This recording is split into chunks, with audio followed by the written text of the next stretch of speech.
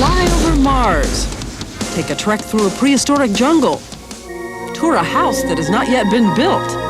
It's called virtual reality, and as Jay Shadler found out, all it takes is a special helmet and a glove, and you're off. You're gone, John. Your history. It's a computer-generated world where you see and move and feel. Will real life ever be the same? From ABC News, with anchors Diane Sawyer in New York, Sam Donaldson in Washington, Chief Correspondent Chris Wallace, Judd Rose, Jay Shadler, and Sylvia Chase. This is Prime Time.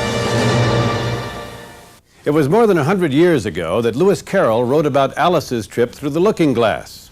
Now, that fiction has become a reality, or you might say a virtual reality, because that's the name of a new computer technology that many believe will revolutionize the way we live.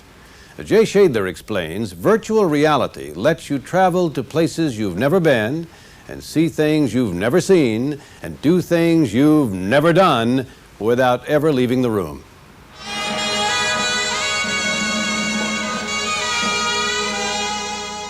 If dreams could be sold, what would you buy? The poet's question may soon have a practical answer. The goal of virtual reality is simple. It's total submersion, complete detachment from reality. The doors are opening on a world where the line between reality and illusion has dissolved. I want to fly over Mars. I want to experience everything the roving exploration machines experience. I want to be there. I want to explore the planets myself. Advances in computer graphics over the past 10 years are making it possible to create artificial three-dimensional worlds, complete and convincing, though they only exist in the mind of the viewer and the heart of the computer. Known as virtual reality, or VR, this new technology uses pictures and sounds to wrap around your senses. Imagine a place and you'll be able to step into it. Conjure up a dream and you'll be able to fly through it. It's unreal. It's different, and it's so natural that when you experience it, it's something that, people come out of the system and say, wow, that's unreal. Jonathan Waldron is a 31-year-old computer scientist in England. As a college student, he designed computer graphics. Now, he's launched one of the first companies to mass-produce virtual reality systems. Okay, so here we are going into virtual space, and here I want to show you a little application where we've got a car engine. As with most VR systems, Waldron's uses stereoscopic images projected onto tiny screens inside the viewer's helmet. A powerful computer then generates the graphics and sounds needed to convince the viewer he's in another world. The illusion is completed when motion sensors in Waldron's glove and helmet allow him to begin interacting with whatever he sees.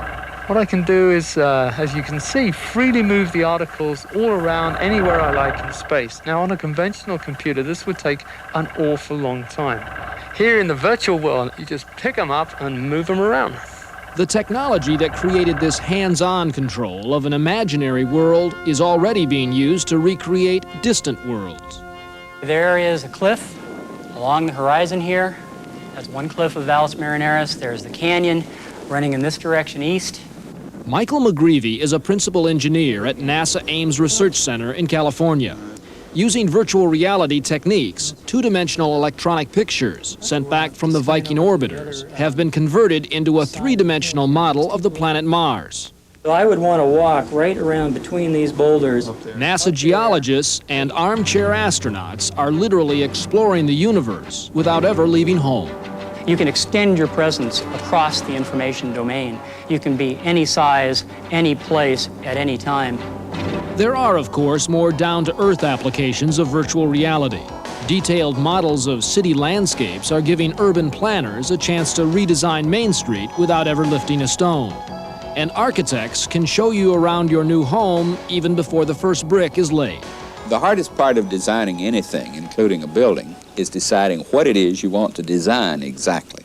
Professor Frederick Brooks is one of the pioneers in virtual reality. His computer science center at the University of North Carolina was partially designed with VR technology. Instead of helmets and sensory gloves, a treadmill and handlebars steer the computer. This kind of technology lets not only the architect, but more important, the client, walk together through the proposed new building and suddenly say, oh, this kitchen works fine for cooking, but it doesn't work for parties. Seem far-fetched? Try far-flung. In Japan, virtual reality is already a consumer's choice. In this Tokyo showroom, a housewife thinking about redesigning her kitchen need only slip into VR gloves and goggles. But one of the most promising applications of virtual reality is in medicine. This cancer patient has a tumor. It has to be located and then bombarded with radiation beams. Current techniques for positioning those beams are painstakingly slow and potentially dangerous. The whole technique of radiation therapy requires bringing very strong X-ray beams to bear on the tumor. The task is, how do you put the beams through so that they hit the tumor and miss other sensitive parts of the anatomy, such as the spinal cord or the eyes? So Brooks and his colleagues have begun testing a VR system that takes traditional CAT scan images and turns them into a three-dimensional model of the patient's body. Doctors will be able to plan their method of attacking the tumor on this virtual patient, even before the real patient enters the hospital. So for all intents and purposes, the physician could walk around this virtual body and kind of reach up into space and align these radiation beams to zap the tumor. Yes, and he sees the tumor, and he sees the beams in their standard position, and he reaches out and takes one and aims it until it goes through the tumor. And he can look along it and see what it's hitting and what it's missing. Clearly, virtual reality now straddles that foggy boundary between fantasy and fact. Just 9 years ago, a science fiction movie called Tron showed what it might be like not just to play a video game, but to become part of it. Well, Hollywood's dream is John Waldron's nightmare. At least that's what he calls this virtual world made for two. A video game where the players are on the inside looking out. Now the visor here. I've got a joystick. I've got a helmet. That's right. And you just put the helmet on like that. Right. And of course you see that you have a gun in your hand, and to fire the gun, you simply press the trigger. And I'll get in and join you. Okay. Come into my world, John. Linked by a computer that tracks our individual motions, Waldron and I are now both inside the same electronic world. There you are. Hi. Hello there. The game board consists of several checkerboard platforms floating in space. The goal, to chase and shoot your opponent. I've got the gun in my hand here. I hate to do this to you right now, but I missed. It lobs down. We've made gravity twice what it should be. You're gone, John. You're history. As the game proceeds, two prehistoric birds slip into view. If one picks you up by the scruff of your neck, the sense of flying can be all too realistic. I'm a little worried about that flying pterodactyl at this point. Oh, here comes the bird. Where's that bird? He's got you. He's got you again. Ah, he got me from behind. Oh, my God. I think I have to take this helmet off. I'm physically feeling the space here for a second. Oh, my God. While I was playing the game, it seems virtual reality was playing a trick on my mind. The pictures and sounds around me were all that was necessary to convince me I was walking, flying, and falling. The visual display at the moment is crude. There are these crude cartoon-like characters. That's not the issue. The fact of the matter is, in virtual reality, there is no limit to what we can do. We can be anywhere, anytime, any place. And it's really, that's the issue. It's total escapism. Quite a game, or is it? Virtual reality had its roots in flight simulators, and today the military is a major user of the technology. American pilots planned their bombing runs on Iraq across a virtual sky, and tank commanders practiced on a virtual battlefield. We are now reaching the point where the simulations are so realistic that the line between playing a game or a simulation and actually blowing people up is becoming blurred. Howard Rheingold has just published the first book on virtual reality. And like all technology, this one, he says, comes complete with a double-edged sword. There's no way of a soldier in a simulator knowing whether their commanding officer has thrown a switch somewhere and instead of playing a game, they're bombing real people.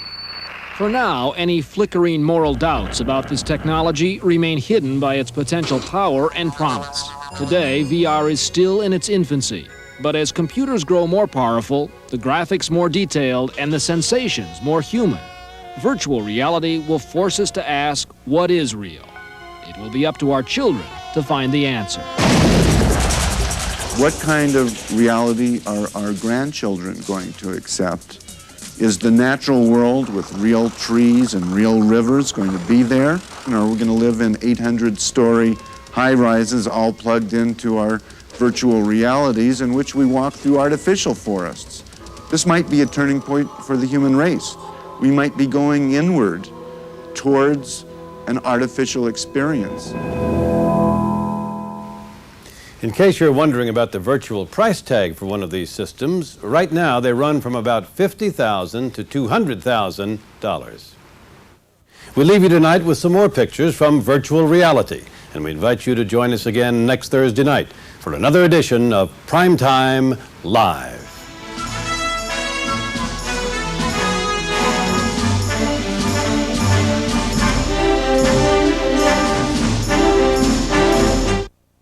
Primetime is a presentation of ABC News. More Americans get their news from ABC News than from any other source.